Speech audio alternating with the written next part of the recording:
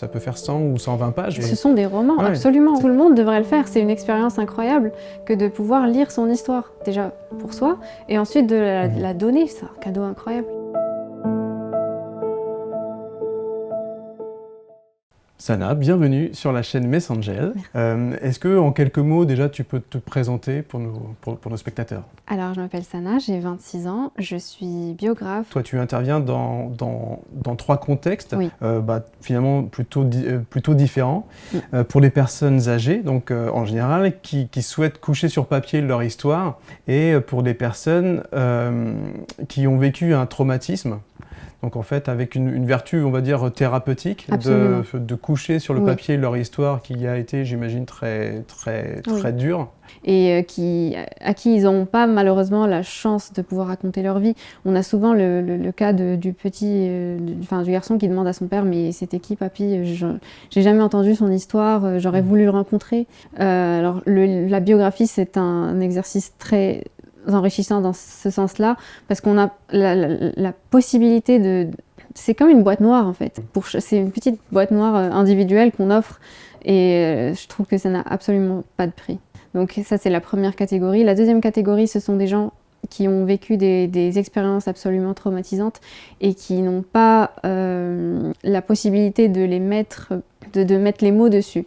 C'est là où j'interviens, on me raconte un peu les vécus, et j'essaye du moins du mieux que je peux de retranscrire ces histoires-là sur papier. Il y a la partie extériorisation du mal. Ce sont des moments très très difficiles.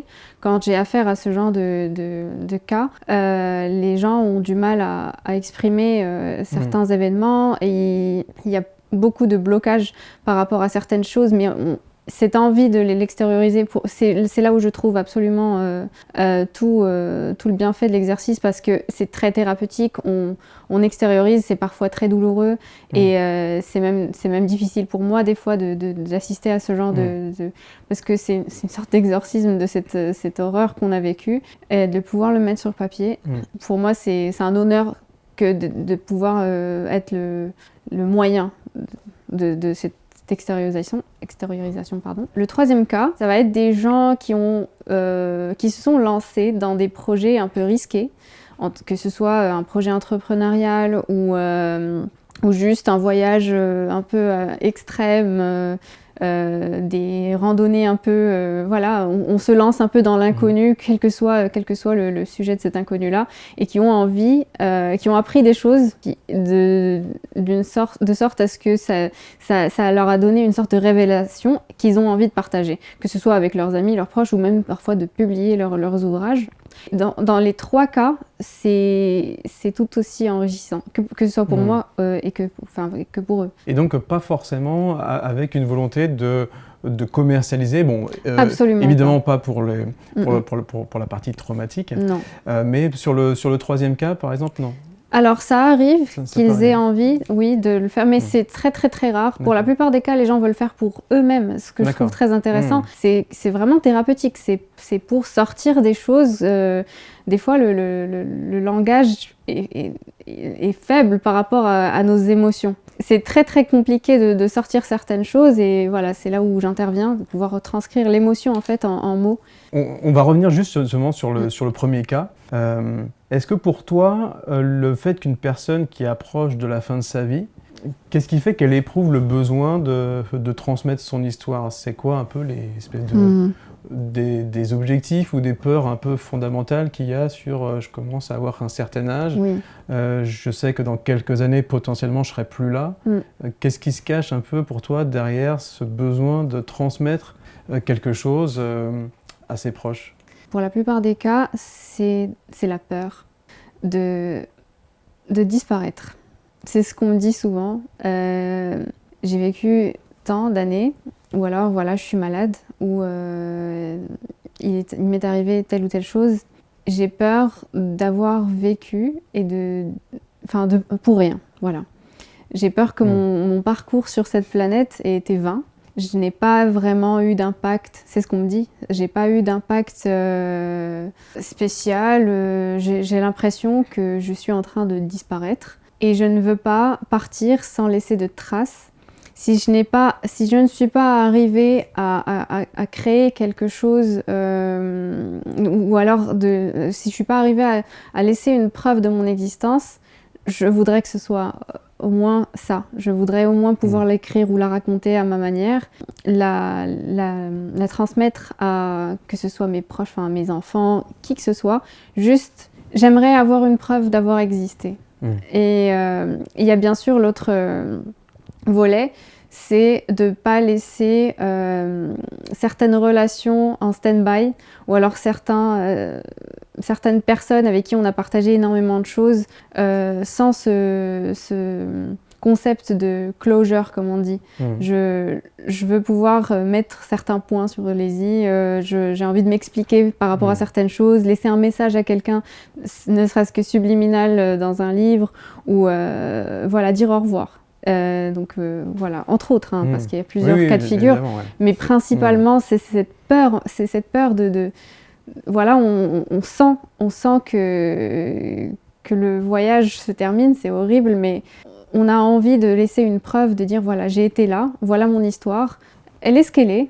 J'ai pas été un héros, j'ai pas sauvé des vies, j'ai fait de mauvaises choses aussi. Les voilà.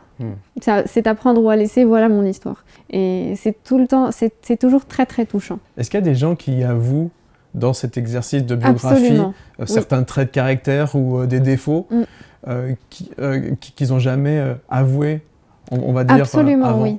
Alors j'ai eu la chance d'avoir affaire à des gens honnêtes, ou du moins la plupart du temps quand on regarde un peu sa vie, ou quand on fait le bilan, on n'a pas envie de mentir, on n'a plus envie de mentir. Parce que si on l'a fait pendant un certain nombre d'années, au moins vers la fin, on veut se dire la vérité, on veut se regarder en face.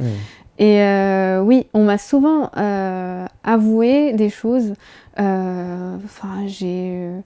J'ai menti sur des aspects substantiels de ma vie à plusieurs personnes. J'ai basé certaines étapes ou certaines choses très importantes dans ma vie sur des mensonges. En fait, le mensonge, c'est ce qui se répète le plus.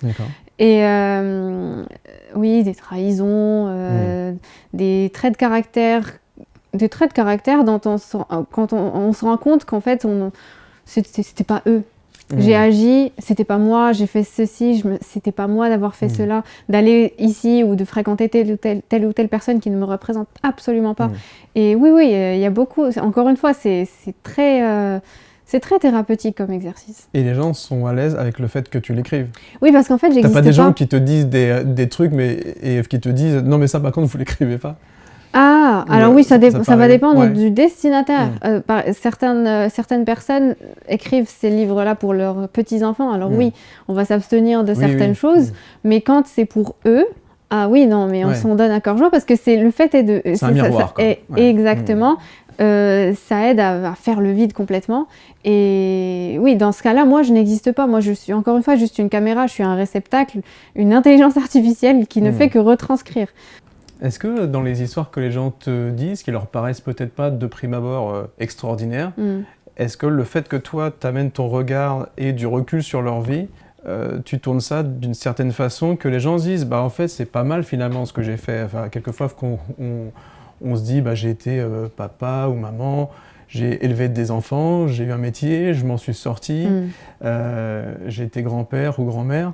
Et finalement, c'est déjà pas mal, quoi, en fait. Quelquefois, quand on se dit on n'a rien fait d'extraordinaire, mais finalement, c'est pas neutre de devoir s'en sortir, trouver un métier, peut-être d'être au chômage, peut-être de se battre pour que ses enfants mangent, etc. C'est quand même pas rien. Absolument. Et qu'est-ce que toi, tu arrives justement à faire ressortir ce côté presque extraordinaire de l'ordinaire, et que les gens se disent « Ouais, en fait, c'est pas mal ce que j'ai vécu, quoi. C'est pas mal ce que j'ai fait. » C'est très marrant que tu en parles. En fait, si tu veux, moi, je ne fais rien du tout. Je ne suis qu'une caméra. Et c'est ahurissant. C'est le constat que j'ai fait, et on va en parler plus tard en profondeur, mais nous sommes des histoires ambulantes, tous en tant que tels, et on a l'impression que dans l'immensité de ce monde, on ne représente rien. Et c'est d'ailleurs cette réalisation qui a fait que je veux continuer ce métier toute ma vie. Chacun est une histoire incroyable. chacun porte une histoire incroyable en lui. Et on a tout le temps... D'ailleurs, pendant mes premiers échanges, durant mon processus, la première heure est dédiée à un échange complètement libre. Juste, il sert à définir l'objectif de la personne, pourquoi elle veut écrire son livre.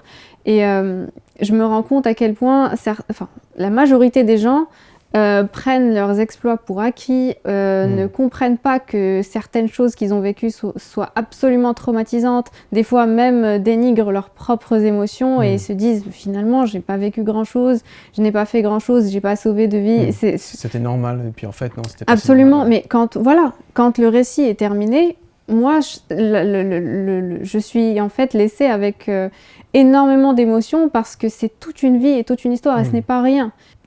Qui que ce soit a un passé et un vécu absolument incroyable et on ne se rend pas compte, mais nous sommes tous des petits cocons fermés. Si tout le monde avait la possibilité de raconter son histoire, mais le monde est absolument riche. Et pour revenir à ta question, oui, après avoir terminé, la plupart du temps, après avoir terminé un ouvrage, les gens sont tout le temps surpris de se rendre compte de ce qu'ils ont vécu en fait. Ah mais en fait oui, j'ai vécu énormément de choses et j'ai touché énormément de personnes et on a l'impression d'être insignifiant en fait, que ce soit par rapport à la grandeur de notre univers, mais aussi par rapport à l'impact qu'on a dans la vie des autres. Je ne sais pas, mais si toi-même tu t'en rends compte, mais tu as touché énormément de personnes au cours de ta vie, tu ne t'en rends pas compte. Et chaque interaction qu'on a un grand impact sur nos vies, sur ce qu'on devient, sur ce qu'on fait, sur les parcours qu'on va choisir, sur les chemins qu'on va emprunter. Et je trouve ça très très impressionnant que ce soit tout le temps la même réaction de « je me rends pas compte en fait, j'ai vécu tout ça, je m'en rends pas compte du tout ». Et oui, c'est incroyable. Est-ce que tu peux nous dire pourquoi tu es devenue biographe? C'est un métier qui est peu connu ou peu compris. Tout le monde peut écrire son histoire. Alors, ce qui est parti sur une quête plutôt personnelle, c'est tourner vers l'autre, tout simplement. J'avais envie d'une part, savoir qui je suis grâce à l'écriture. Du coup, je me suis tournée vers mon père, qui est la personne qui aura eu le plus d'influence sur moi et qui a du coup été le sujet de mon premier livre. Donc c'est quelque chose que je lui ai offert pour ses 40 ans. La deuxième raison, c'est ce qui a fait que j'ai envie de faire ça toute ma vie en fait, c'est cette empathie que je trouve cruciale aujourd'hui, de se tourner vers l'autre et de pouvoir permettre aux gens d'écrire leur histoire, de raconter ce qu'ils ont vécu, de beau, de mauvais, peu importe. Le fait de pouvoir extérioriser et d'expliquer ce qu'on a vécu et d'avoir un support concret en fait qu'on peut revisiter parce que c'est à la fois pour soi mais aussi pour l'autre. C'est un exercice extrêmement riche parce qu'on se rend pas compte du poids que certaines choses ont sur notre vie. Le fait de perdre un proche, le fait d'avoir réussi un projet, le fait de pouvoir l'écrire, l'extérioriser, c'est extrêmement thérapeutique. Et de pouvoir le garder aussi et de l'offrir, c'est autre chose. Donc voilà, les raisons non exhaustives pour lesquelles j'ai commencé cette aventure. Je pense qu'on te raconte des choses qu'on soupçonne même pas, donc là on va pas s'amuser à faire ce détail-là, mais qu'en tout cas, je pense que certaines choses qu'on peut voir dans des séries ou dans des films, il y a des gens qui le vivent pour de vrai. Et comment tu le reçois et comment même, entre guillemets, tu t'en sors pour accueillir ça puis continuer ta vie normale, quoi. J'entends des choses très difficiles tout le temps, mais je me suis jamais sentie aussi utile de ma vie. Parce qu'en fait, en étant le réceptacle de ce malheur, je le réduis. Je ne l'absorbe pas. Alors oui, c'est vrai, j'entends et je sens et il m'arrive des fois de retenir mes larmes par rapport à certaines situations très très difficiles. J'ai des boules dans la gorge, mais le fait de pouvoir alléger ce poids à cette personne-là me donne plus de bonheur que quoi que ce soit d'autre. Je ne saurais décrire exactement ce que ça fait, mais le fait de sentir le soulagement de la personne en face de soi qui se vide un peu de ce poids me donne une sorte de raison de vivre en quelque sorte. Je me dis, si c'est ça que j'arrive à faire, alors soit. Ouais, puis c'est puissant, quoi. J'étais surpris par par la taille de ce que tu remettais? Enfin, tu me disais, ça peut faire 100 ou 120 pages. Enfin, ça dépendra. C'est des vrais romans, quoi. Oui, Enfin, mais ce sont des romans, ouais, absolument. C'est pas une biographie de 4 pages. Non, absolument pas. Les gens ont tellement de choses à mettre sur papier, c'est ahurissant. Et genre, tout le monde devrait le faire. C'est une expérience incroyable que de pouvoir lire son histoire, déjà pour soi, et ensuite de la donner. C'est un cadeau incroyable. Oui, les gens sont tout le temps surpris de se dire « j'ai vécu tout ça, je me souviens pas ». En fait, on se rend pas compte que le temps passe. Oui, c'est ça. On ne se rend pas compte que le temps passe, on ne se rend pas compte du nombre de personnes qu'on a rencontrées, les interactions qu'on a eues, les choses qu'on a vécues, aussi anodines soient-elles, ou du moins ce que l'on pense. Donc oui, c'est vrai que c'est lourd comme exercice, c'est difficile, ça demande énormément de détachement aussi. Pour quelqu'un d'hypersensible, ça peut être beaucoup. À la fin de la journée, on emporte avec soi pas mal d'émotions. Mais ce n'est rien par rapport à cette sensation d'accomplissement et d'avoir accordé à cette personne cette délivrance, en quelque sorte. À part le livre. Le livre n'est que la conséquence de tout ça. Ce n'est qu'en étant purement honnête que les gens arrivent à me transmettre la véracité de leurs histoires. Le livre en soi n'est pas important, c'est plus le processus de partage qu'il est. Okay. Ouais. Ils sont du moins plus reconnaissants envers le processus qui est très thérapeutique. Tu interviens plutôt sur les gens qui ont eu une vie singulière, des entrepreneurs ou des gens qui ont fait des voyages un petit peu fous. Est-ce que les personnes qui te confient cette biographie, ils ont vraiment ce besoin d'être utiles aux autres ou pas tant? Ou alors c'est purement déjà qu'un travail très très personnel de... Est-ce qu'ils ont besoin de le coucher sur papier pour dire « mais j'ai pas rêvé, j'ai quand même fait ce truc-là » C'est quoi le besoin profond qui est derrière cette envie de mettre son histoire sur un support, quoi?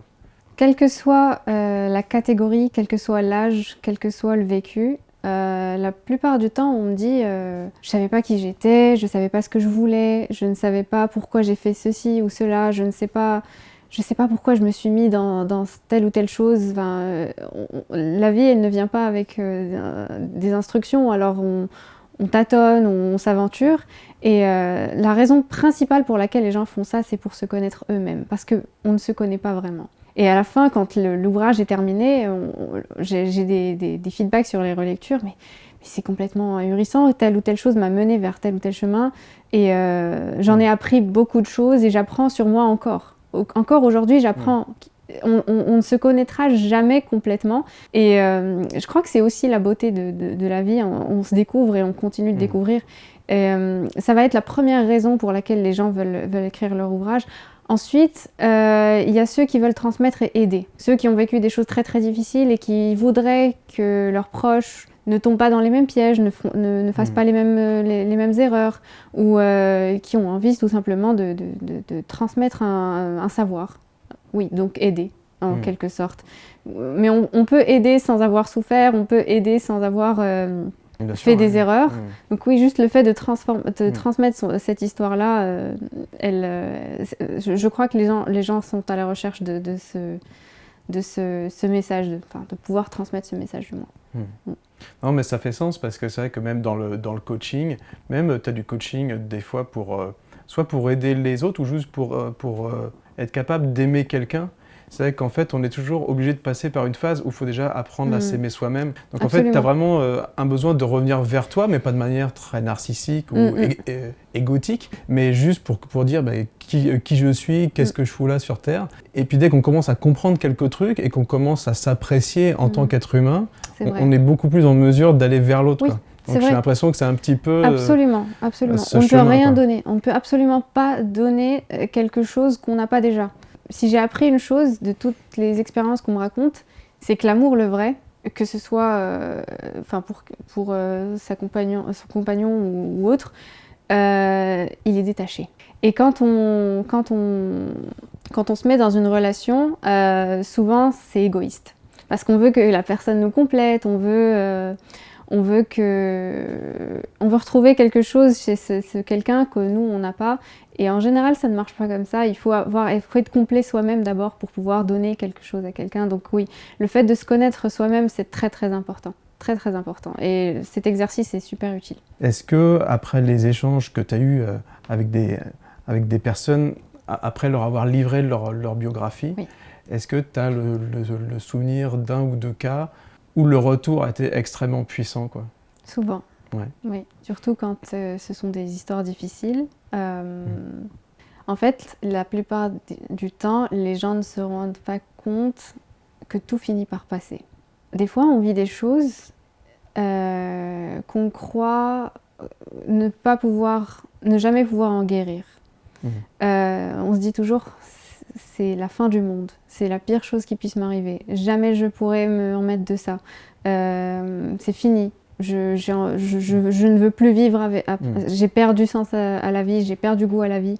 Et une fois qu'on me raconte certaines choses et que voilà, les années passent, et il y a des relectures et on me dit c'est fou comment à cette époque de ma vie, je pensais ne jamais m'en remettre. Je pensais que c'était la pire chose pour moi, c'est bon, c'est fini.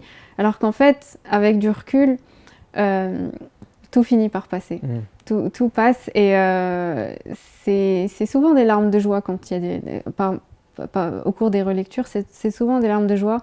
J'ai vécu ceci et cela, j'ai réussi à m'en remettre et ça m'a grandi, j'ai appris beaucoup de choses et je pense ne jamais être la personne que je suis aujourd'hui. Je crois ce qui m'émeut le plus, c'est quand on me dit ce livre est une rédemption à tous les regrets que j'ai jamais eus de ma vie. Parce que si c'était à refaire, j'aurais fait pareil. Je crois que c'est la meilleure chose que je puisse entendre. Si c'était à refaire, j'aurais fait pareil parce que si j'avais pas fait ces erreurs-là, je ne serais pas qui je suis aujourd'hui. Et le fait de regretter, ce serait juste de supprimer ma personne complètement. Et chaque chose qu'on vit, mauvaise ou bonne, nous mène exactement là où on devrait aller. Chaque erreur qu'on commet, chaque fois qu'on trébuche un peu dans la vie, ça nous mène exactement au chemin où on est supposé aller. Et je trouve que c'est très très émouvant. Et même en le vivant tout le temps et en voyant les gens vivre ça, je n'arrive pas à faire paix avec ça moi-même. Parce que on s'en veut trop, je trouve. On prend trop sur soi. On ressasse un peu certaines choses qui finalement sont passées, on ne peut plus rien y faire. Et le fait est que le plus important, c'est de continuer d'aller de l'avant. Et les gens réalisent ça. Quand ils voient leur parcours complet sur un livre, réalisent qu'en fait, la meilleure chose qu'ils aient pu faire, c'est quoi qu'il se soit passé, ils ont réussi à surmonter ces choses qui paraissaient des montagnes infranchissables. Et c'est ça que je trouve le plus émouvant. Ouais, non, mais clairement. C'est vrai qu'on a toujours ce besoin d'éprouver. Et c'est ça, je pense, qui est particulier sur ce que tu fais, c'est que je pense que les gens, ils ont eu besoin d'éprouver toute leur vie pour en tirer une espèce de peut-être de morale ou de leçon de vie, tu vois. Tu sais comment je vois les choses des fois, tu as un téléphone et tu prends des screenshots ou des photos dans ce téléphone et 6 ans, c'est cool. Et tu as ces photos-là que tu ne revisites jamais. Tu as bien vécu ces moments-là. Tu étais là, tu es dans la photo, mais tu vas jamais la revoir parce qu'elle date. Tu ne scrolleras pas à moins que quelqu'un te pose la question et te demande la photo. Et puis tu vas aller absolument, c'est ça. Et tu descends dans les archives de ton appareil. Et quand tu achètes un autre téléphone, plusieurs de ces photos disparaissent. C'est la même chose, c'est le même exercice qu'avec la biographie. Les gens font le vide et se remémorent des choses qu'ils ont oublié avoir vécues. Et c'est comme les vivre de nouveau. Les émotions sont les mêmes. Et on se dit, j'ai complètement oublié cette partie de ma vie. Ah mais ça me rappelle des choses. Mais moi, ce que tu me rappelles est incroyable. J'ai oublié d'avoir vécu ça. Et avoir oublié 6 ans, 10 ans, c'est énorme. C'est se tuer en fait quelque part. Parce qu'on ne se remémore ça que quand on passe par hasard dans la rue et qu'on sent un parfum qui nous est familier. Ou alors ça rend puissant ça. Très. Ou alors on entend une musique qu'on n'a pas entendue depuis des années, qui ressurgit et qui nous fait complètement... on bascule, c'est ça. C'est pareil, sauf que c'est un livre et que ça reste. Alors c'est très difficile de pousser ces souvenirs et la mémoire, si on se met à parler de ça, on n'en finira pas, mais certains souvenirs sont tellement forts et on ne se souvient juste pas les avoir vécus. Et je trouve que c'est dommage de perdre en fait ces fragments de vie. Donc, voilà. Oui, non, mais clairement, ouais. Est-ce que la mort, c'est un sujet qui revient souvent dans les biographies des personnes? Est-ce que les gens, dans leur biographie, se posent des questions sur leur propre fin? Ou est-ce qu'ils évoquent la perte de gens et comment ils ont vécu et traversé ça. Est-ce que c'est un sujet qui revient souvent dans une biographie? On me décrit souvent les sentiments qu'on a tous en commun en fait en cas de perte, qu'on a une sensation de déni incroyable, l'impression que le sol se dérobe sous nos pieds. Oui, absolument. On me raconte des sensations de perte de sens en fait. Parce que côtoyer la mort, et comme je vous dis, c'est un honneur incroyable que de faire cet exercice-là, parce qu'en fait on a tendance à s'échapper de ce sujet. On a tendance à l'éviter, c'est compréhensible. Mais plus on l'évite, plus c'est douloureux.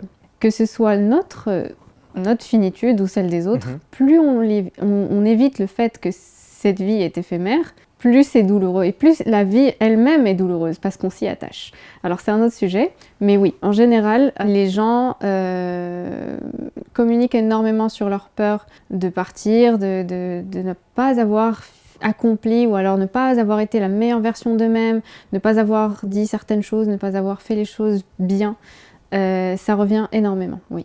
Tu penses que les gens vivent le concept de la mort plutôt sous le prisme du bilan?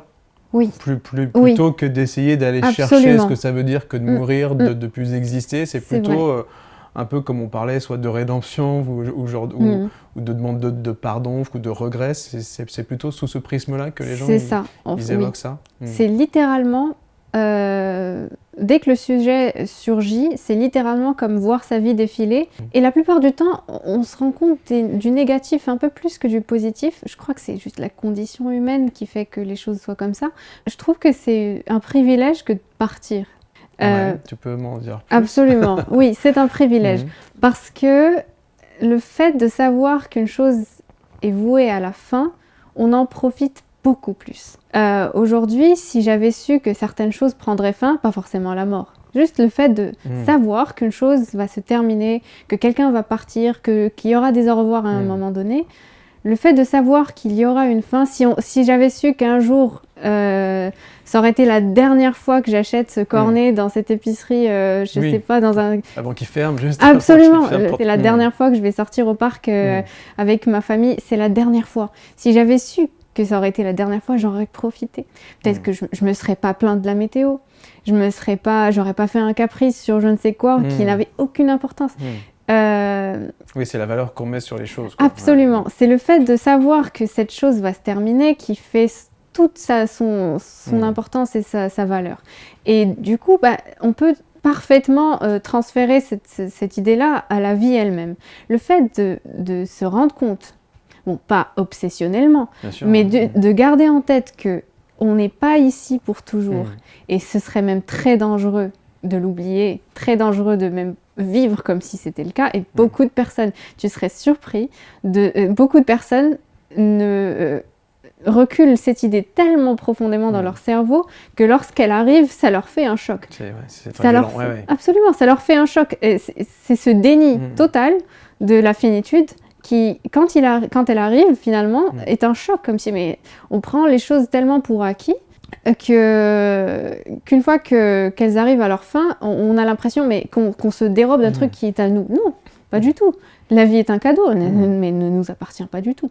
Donc, c'est difficile à se convaincre de ça, mais le fait de ne pas s'en convaincre, c'est très dangereux. Se comporter comme immortel en tant que mortel, c'est de la souffrance. Enfin, moi, j'ai accompagné pas mal de familles et c'est très très compliqué pour les gens qui en ont jamais parlé, quoi. C'est vrai. Que ça soit pour organiser une cérémonie, pour préparer tout un tas de choses, les gens disent je sais pas ce qu'il aurait souhaité, quoi, en fait. Et dans ce temps-là, tu vois, par exemple pour la cérémonie, tu te retrouves à faire des choix pour ton proche, alors que tu sais absolument pas ce qu'il aurait voulu, quoi. Et faire ce type de choix qui sont uniques et définitifs, tu vois, rien que sur des choses simples, mais qu'on demande à tout le monde, si tu aurais préféré être crématisé ou inhumé, bon, c'est un vrai choix qui est très personnel, quoi, tu vois. Et le fait de devoir le décider pour quelqu'un, c'est terrible, en fait. Je comprends pas. C'est tellement unique, c'est quelque chose de définitif, Donc une fois que tu l'as fait, si t'as pas eu une indication, une conversation pour te dire, moi je préférais ça, et en plus pour telle et telle raison, c'est très très douloureux, sans parler du fait que quand tu es par exemple un enfant unique, ça va, mais si tu es 2, 3 frères et sœurs, Oui, chacun a sa vision oui, de oui, oui, ce que le absolument. papa ou la maman Absolument. aurait souhaité sur telle ou telle chose. Et puis là, qu'on arrive vraiment sur quelque chose de dramatique en fait. Oui, très intéressant ce que Mm. tu me dis. Parce qu'en fait, il y a tellement plusieurs versions de soi. Et Mhm. tu vois, toi par exemple, il y a plusieurs versions de toi selon selon à qui tu parles. Tes Ouais. enfants connaissent une version de toi Mhm. que ta compagne ne connaît pas, que tes parents ne connaissent pas. Toi-même, tu ne te connais pas tel qu'on te perçoit. Oui, oui, oui. Donc oui, forcément, Évidemment, Donc oui, il y a plusieurs versions de nous. On n'existe pas en tant qu'une seule personne. Et justement, quand on écrit un livre et qu'on le transmet à sa famille et qu'ils le lisent, Voilà. j'ai souvent des... Je savais pas qu'il était comme ça. C'est pas l'idée que j'avais de cette personne-là. C'est très important ce que tu me dis parce que c'est vrai qu'une fois que quelqu'un est parti et qu'il y a plusieurs potentiels décideurs dans l'affaire, on se dit mais non, c'est pas l'idée que j'ai de lui. Je le connais pas comme toi tu le connais. Et c'est normal parce que on ne se comporte pas de la même façon avec toutes les personnes qu'on côtoie dans une vie. Donc oui, c'est très intéressant. Est-ce que tu as perdu quelqu'un qui était très important? Est-ce que tu peux nous dire ce que ça représenterait pour toi d'avoir un message de cette personne-là aujourd'hui? Il y a mon arrière-grand-mère qui a que j'admirais énormément. C'était quelqu'un de très très fort. Et finalement, je ne sais pas grand-chose d'elle. Et quoique qu'on s'aimait beaucoup, c'était un amour assez simple. Tu sais que les vieilles personnes ne parlent pas beaucoup, alors quand elles parlent, débattent sur des sujets complètement... Je ne savais pas qui elle était, ce qu'elle a vécu, les difficultés qu'elle a vécues, quelles sont ces petites aventures, j'aurais voulu savoir. Et oui, ça aurait été très très précieux pour moi d'avoir quelque chose comme ça, ou alors avoir des conseils d'elle. Elle a vécu tellement de choses, je n'ose imaginer. Alors oui, j'aurais voulu avoir ne serait-ce qu'une petite capsule du temps perdu. Dernière question, puis après tu pourras dire évidemment tout ce que tu veux. Est-ce que le fait, toi, d'être biographe, ça a changé ta façon d'envisager ta vie? Ça a tout changé, absolument tout. Quand j'ai sérieusement commencé à écrire pour les autres, j'étais très très mal, personnellement. Et ça m'a permis, alors au début, de me rendre compte que je ne suis pas le centre du monde, déjà. Que tout le monde vit des choses extrêmement difficiles, qu'on partage cette difficulté, qu'on partage ces épreuves, qu'on n'est jamais seul. Jamais seul, même si on ne parle pas, même si on ne partage pas ce qu'on vit, il y a quelqu'un quelque part qui vit exactement la même chose et que dans le partage, et quand on a la possibilité de vocaliser, non seulement cette peine est réduite, on donne la possibilité, on se donne la possibilité de faire le vide et on donne à l'autre la possibilité de se dire je suis pas seule dans cette épreuve en fait. Donc il y a cette partie-là qui était très déjà thérapeutique pour moi et ça a complètement changé ma vie. Le fait de sortir de ma personne et dès que cet exercice a commencé, je me suis sentie beaucoup plus épanouie dans la vie parce que on ne se rend compte des joies de cette vie que quand on les partage. On ne se rend compte de ce qu'on a que quand on l'a perdu. Alors bon, quand j'ai commencé cet exercice-là, être constamment exposée à ces histoires-là, ont fait que je me rende compte que tout le monde est spécial. Personne n'est remplaçable. J'avais cette impression avant de se dire... peu importe qui va et vient dans la vie, ça n'a pas de sens, mais ça n'a pas d'importance, mais personne n'est remplaçable. On est tous, en tant que tels, extrêmement précieux. Nos histoires sont uniques, non réplicables, et ça a changé ma vie. De voir les choses comme ça a changé ma vie. J'ai toujours été quelqu'un d'extrêmement timide, d'extrêmement renfermé, et au moment où je sors de moi, et je ne peux que conseiller cet exercice à tout le monde, de sortir de soi, de prendre l'ego, de le jeter quelque part, il n'a aucune importance. Le soi n'est que poison quand on se focalise dessus. Je crois que la réelle richesse de cette vie, c'est de pouvoir se tourner vers les autres, que ce soit, ne serait-ce que pour les écouter. Et la biographie, ça m'a appris énormément dans ce sens-là. Écouter, juste se taire, oublier sa propre personne. C'est pas important, se taire et se perdre dans le récit de l'autre. Et donner à l'autre ce cadre d'expression, cette liberté, cet espace complètement libre de jugement. Comme, encore une fois, je suis une caméra. Et le fait de pouvoir me détacher de moi-même, me détacher de toute ma perception, de mon jugement, je n'existe pas, je suis objective. Et ça n'a pas de prix comme expérience. De pouvoir se détacher de soi, de s'oublier et de se donner à l'autre complètement pour être le réceptacle de sa peine ou de son bonheur, quel que soit, c'est très très beau. Est-ce que toi tu penses que quand tu seras plus vieille, tu feras ta biographie avec un biographe? Étant déjà en train d'écrire la mienne avec moi-même, et on s'entend plutôt bien. Ouais, ça va, ça se passe bien. J'aimerais bien vivre l'expérience de le faire avec quelqu'un d'autre. Déjà pour savoir si le récit que j'ai avec moi-même est objectif. Et aussi pour le fait de juste moi aussi me donner complètement à quelqu'un de manière de la plus honnête possible et de savoir ce que ça donne.